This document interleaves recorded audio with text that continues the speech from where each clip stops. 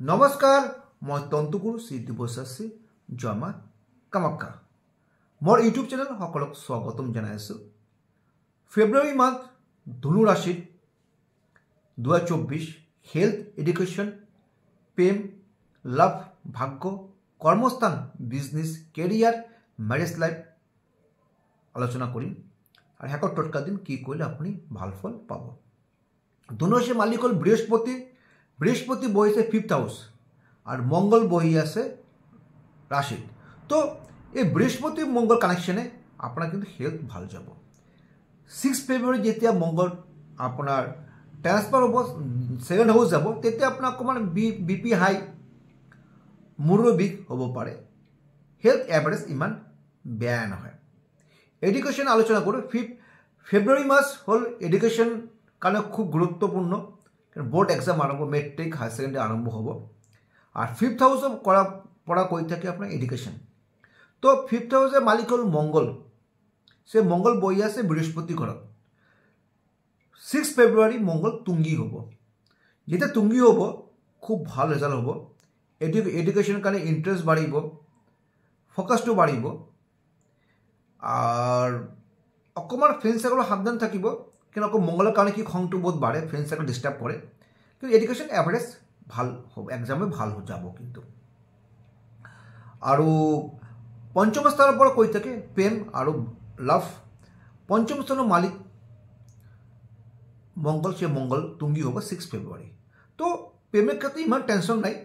আর মঙ্গল অকমান খংটো বহুত বাড়ায়, মঙ্গল আর কানেকশন শনি কানেকশনে খংটো বাড়ায়। তো এভারেজ যদি সিঙ্গেল আছে তার কারণে লাইফ পার্টনার আহিব পাৰে বা নতুন প্ৰেম আহিব পাৰে, বন্ডিং বাড়িব, বেয়া নহয়। আর ইম্পর্টেন্ট হল ভাগ্য।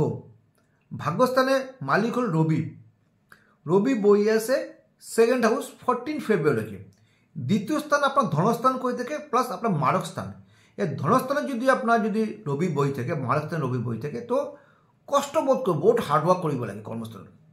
হার্ডওয়ার্ক ফল নাপাব। 14 ফেব্রুয়ারি যেতিয়া আপনার 3rd হাউস আহিব তেতিয়া কিন্তু আপনার কিন্তু অকমান ইম্প্রুভমেন্ট পাব আপনার ভাগ্য, মানে ভাগ্য লাখের ক্ষেত্ৰত। কর্মস্থান আহি যাওক। কর্মস্থানের মালিক বুধ বহি আছে আপনার 2nd হাউসত। বুধ আর শনি কানেকশন খুব ভাল। কিন্তু যেতিয়া 3rd হাউস যেতিয়া আপনার 20 ফেব্রুয়ারি ট্রান্সফার হব, তো কর্মস্থানে ইম্প্রুভমেন্ট পাব। কিন্তু কর্মস্থান ভাল, ফেব্রুয়ারি মাহটো ভাল।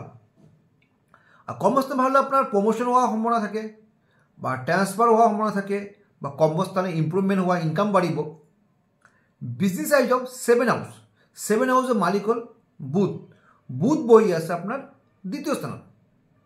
বুধ যদি আপনার যদি 2য় স্থানে যদি বই থাকে না, তাহলে কি হবো আপনার হলো মানে ধনস্থান বই আছে। তো বিজনেসের ক্ষেত্রে কিন্তু এবার ভাল ফল, কেন বিজনেস ধনস্থান, তো বিজনেসের ইম্প্রুভমেন্ট হব।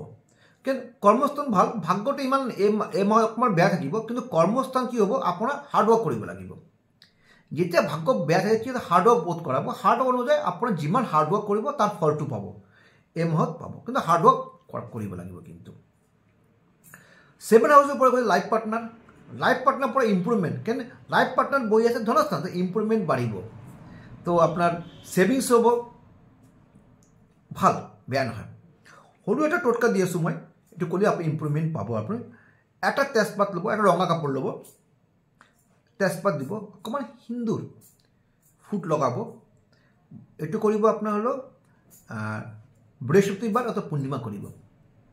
কৰি এইটো আপোনাৰ পূজা পাঠ কৰি আপোনাৰ লকাৰ ৰাখিব পাৰে অথবা যিটো পাৰ্চ বা বেগ কেৰি তাতে ৰাখিব পাৰে। 1 মাহ পিছত চেঞ্জ কৰিব। এইটো আপোনাৰ ধনু ৰাশি কৰিব পাৰে।